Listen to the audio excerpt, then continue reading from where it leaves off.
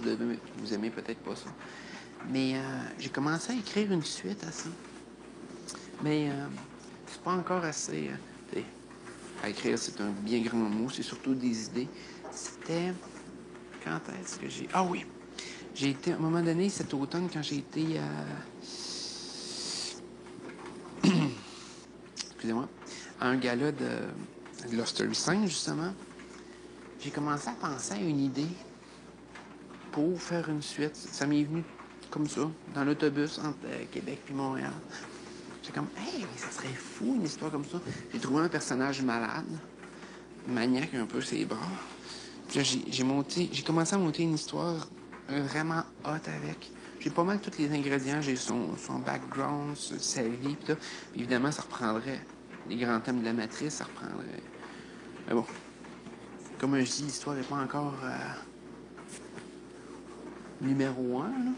Mais je pense qu'en sortant, ce que je vais faire, c'est que. Parce que là, j'ai pas eu le temps de. J'ai vraiment pas eu le temps de réécouter toute la série de la matrice, puis de.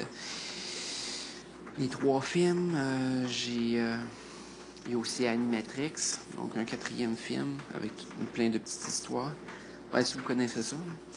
Là, je vais me renseigner, voir s'il n'y a pas des histoires en bande dessinée ou autre que je pourrais utiliser ou des choses qui me manquent des fois. On sait jamais. Mais bref, à la sortie du loft, je pense que c'est là-dessus que je vais travailler. Je sais pas, je suis craqué là-dessus.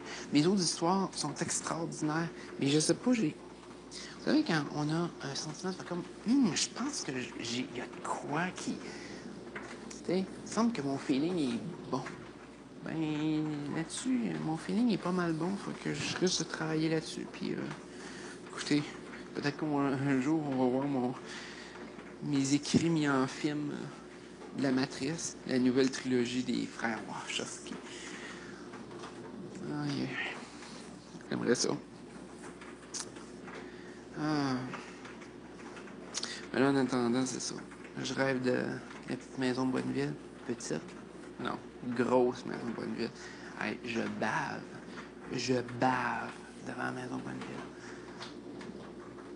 Puis, c'est ça qui est cruel un petit peu. Puis moi, c'est toujours le sentiment que j'ai quand c'est comme ça. C'est. Je regarde. Vous votez pour que nous, on gagne ce prix-là.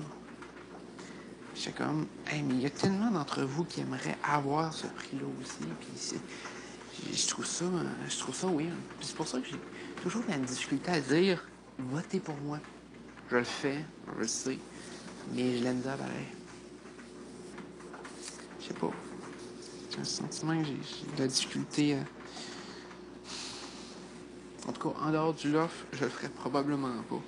Je le fais vraiment juste parce que c'est le côté jeu présentement. Bon. Vous voulez sûrement une dernière petite analyse non objective, ben, objective de mon point de vue, mais pas du vôtre, de qu'est-ce que je pense des joueurs qui sont dans le loft. Juste faire un petit plaisir, là, un petit plaisir.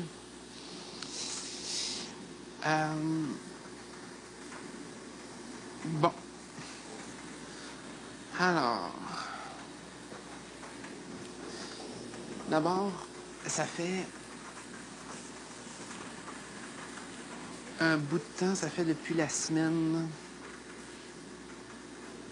6. Ben, en fait, le dimanche entre la semaine 6 et la semaine 7, qu'on n'a plus vraiment le pouls officiel du public. C'est-à-dire que on a... c'est bien ça. Semaine 7, semaine 8, semaine 9. Ouais, c'est ça. Fait que depuis le dimanche de la semaine 6, on sait pas si vous avez changé de cap sur les immunisés. Si vous vouliez voir d'autres immunisés, exemple Dave, exemple Hugues, ou des gens comme ça. Donc, on n'a plus le pouls de ce public-là.